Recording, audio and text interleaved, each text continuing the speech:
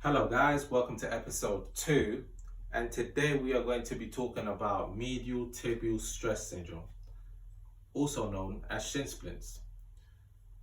Some of you guys may have heard of this, some of you guys might not be aware of what this is, and that's okay, because today we are going to be explaining to you guys what this injury is, how to avoid it, how to prevent it, and some exercises and stretches to help you strengthen that injury and reduce pain symptoms.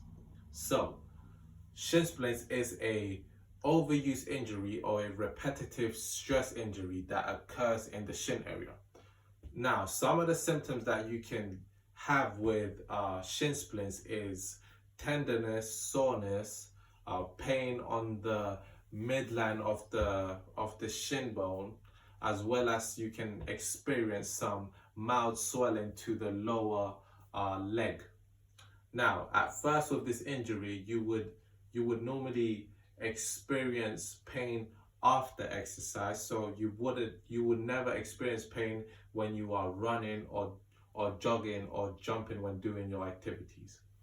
Now, eventually, however, if we decide to ignore what our body's trying to tell us that something is wrong, this injury can become continuous and even progress into a stress reaction or a stress fracture, which we want to avoid. So, what can we do to prevent or start the healing process or start feeling better?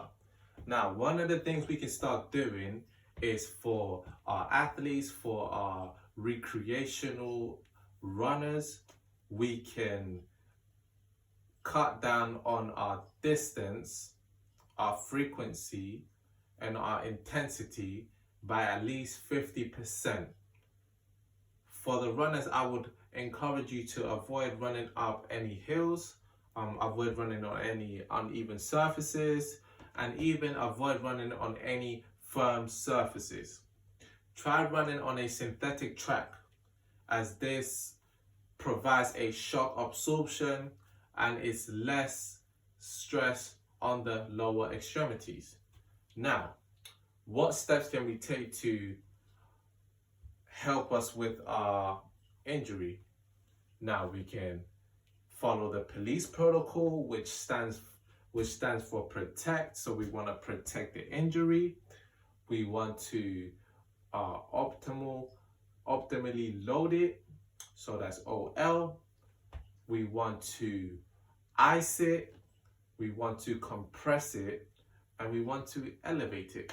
So if you follow that, you should be good to go. Now, I want to give you guys some stretching exercises for the calf, as well as some strengthening exercises to help you strengthen those weak muscles and stretch out any tight muscles which are possibly causing that compression on the tibia. Now, I want to show you guys some exercises that you guys can do in your home to help you strengthen and stretch this injury, to help you avoid and prevent you getting it again. So the first exercise is going to be a dorsiflexion or a flexion of the ankle, and it's going to look like this. So I'm going to get a band. I'm going to grab a band. I'm going to wrap this band around my feet.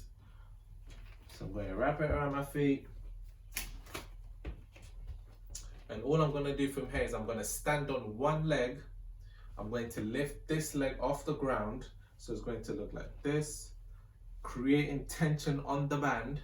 We are going to then lift at the ankle. So we're going to lift the ankle towards the ceiling. So it's going to look like this. So 3, 2, 1, lift the ankle, hold for 2 seconds, and back down. Same thing again, lift for 2 seconds, and back down. So that's one of the exercises we can do to help strengthen the anterior muscles. The second exercise we can do is a double leg calf raise. So we are going to stand on a platform. We are going to do a double leg calf raise. This is an eccentric exercise we're going to do. We're going to do a double leg calf raise, and then we are going to eccentrically load it down. We are going to do a calf raise and eccentric load it down. We are going to load it and then eccentric load it down. Awesome. So our third exercise is going to be a balance exercise. So we are going to get a balance board. We can use a pad. It's best to do this with your shoes off, just because it's a lot safer. And we can stand on a pad, on a pillow, on anything that will put us off balance. So all we're gonna do is we're gonna stand here and we're just gonna balance for at least 10 seconds. And we're just gonna balance, there we go. Awesome, cool. Nice.